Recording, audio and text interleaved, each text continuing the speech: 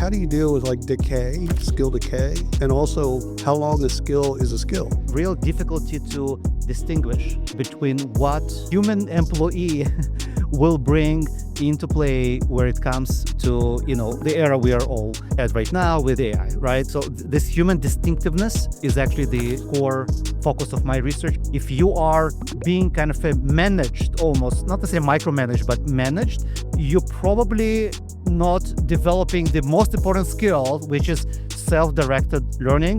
It's not about personality traits, it's really about competencies and skills.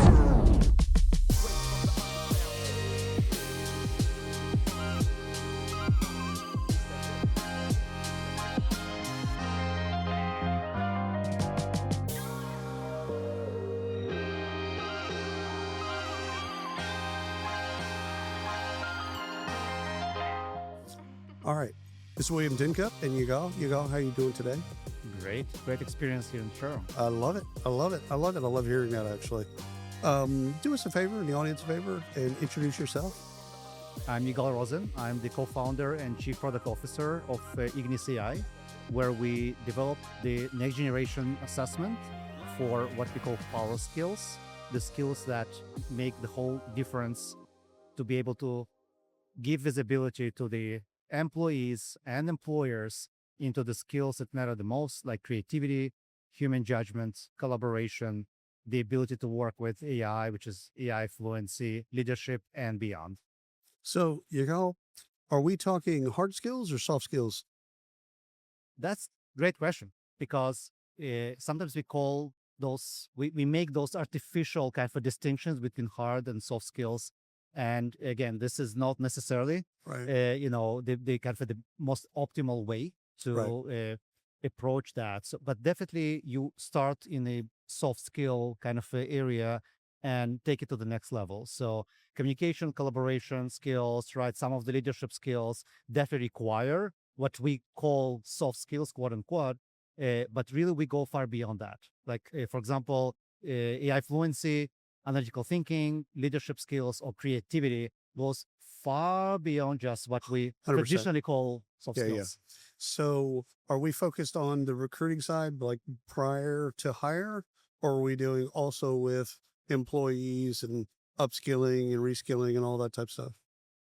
Great question. So definitely across the whole journey from candidates to employees, but our main focus now is really first and foremost to start with the existing employees to provide visibility into those power skills. Here's what we have. Exactly. It's like a skills inventory. Yeah, and also you want to do benchmarking. You really Right. want to have visibility to what great looks like, and these Right. are your top performers. Right. And understanding what actually makes them tick, their skills. It's kind of like the DNA, skills wise. Right. So we call it the power skill print. Ah, It's almost the DNA, and the representation actually is I like yours better. Yeah. actually, we represent that with a real nice visual of talent flower. And each petal represents one of those power skills, so durable skills, creativity, collaboration, communication. And the petals grow with your ability to demonstrate the skill. So how are you dealing, especially in this world of AI, how are you dealing with like the half-life of skills? So like years ago, good God, now 15 years ago, I ran an ad agency for a decade. So some would think that I still have the skill of running an ad agency as I ran it for a decade. I could no more manage an ad agency today than anything else. So like, how do you deal with like decay, skill decay, and also how long a skill is a skill? That's a great question. So definitely there is the what we call the progression, the skill progression, and the ability to apply the skills across different contexts. So it is possible, for instance, that in one context, the skill is say 0 to 10 is 7.5, and you perform in a pretty high level. There is always room for improvement, but then when trying to transfer it or apply the skill in different contexts, surprise, surprise, it's somewhat different. So the context also matters, and also it matters the level of complexity that comes with the role or with the level you're at. So there is a different expectation if you are individual contributor manager versus if you are senior leader in the company. Right. And of course, it's a progression, but it's not a linear progression. It's a continuum. Right. And there are different. They're building and building and building and Exactly. building and building. There's also something with recency and frequency that probably needs to be thrown in there. But let me ask you a couple questions. In recruiting, what do you think the toughest challenge is right now for people that are trying to attract talent? Yeah, I have lots of conversations with leaders, C-level, and of course head of talent acquisition. That and the one theme is really really clear.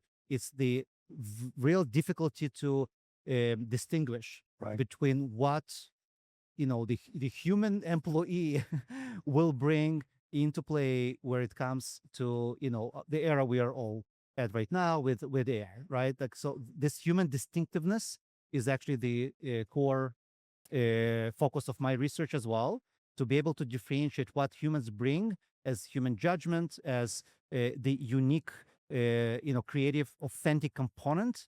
And this is something that our assessment is measuring. And now, as I want to mention here, we now build a joint solution that is basically going beyond just assessment. And this is our work between Ignis AI and Macmillan Learning, when we not just provide you with the baseline where you are at on those skills or benchmarking. The next question is like, now, okay, now what? Yeah, that's right. What's the next That's thing? right. And this is where Macmillan Learning now working with us as well to be able to build those practices, weekly practice. Employees don't know, and in the organization should know, but also some of that stuff it's the change happens so fast that it's like, okay, we need to have a skill of this, and then to be able to deliver that skill kind of just in time in a way to get them the skills that they need that at that moment.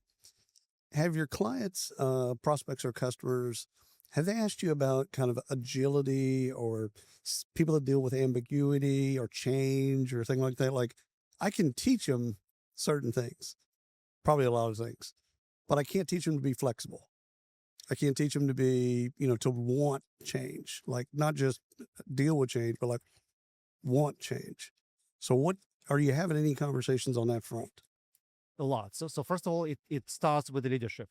So the ability to lead under uncertainty, or when the conditions essentially changing every day, and sometimes without early warning, right? So this concept of agility and the ability to adapt, to be what we refer to as principled and innovative leader that can lead under uncertainty. It's one of this, very major, it's not even trait, it's this skill competency that is required.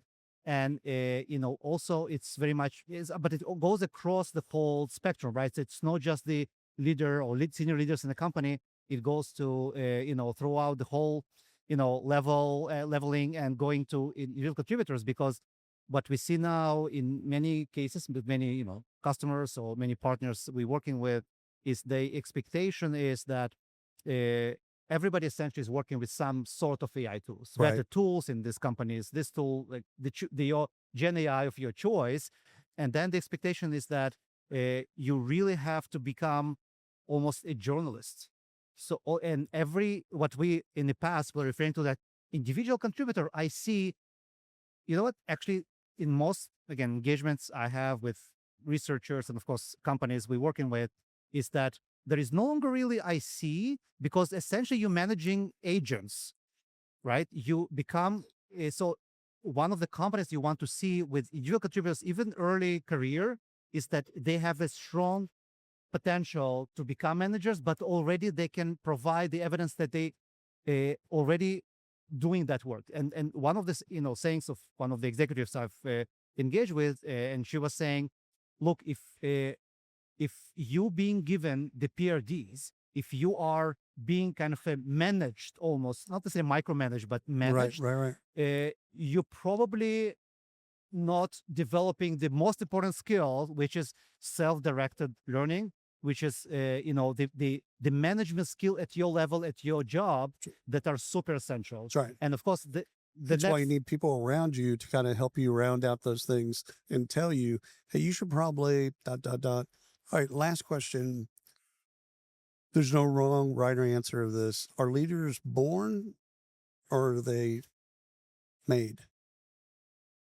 So nature versus nurture. That's exactly what it is. That's the classical question. But definitely there are certain I would say traits Right. that come on naturally to folks, right? So they're natural leaders.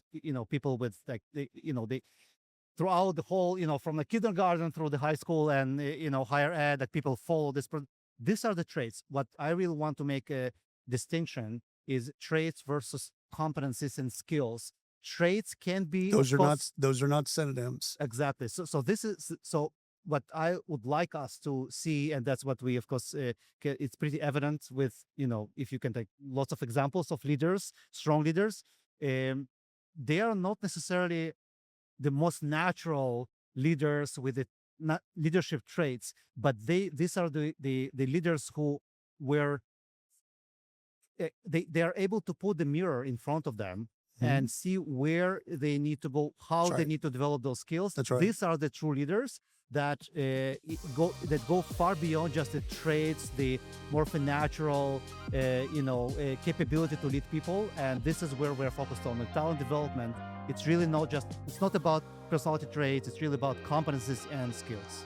Drops mic, walks off stage. Thank you so much for carving out time for us. Thank you. Thank you so much for inviting me. Absolutely.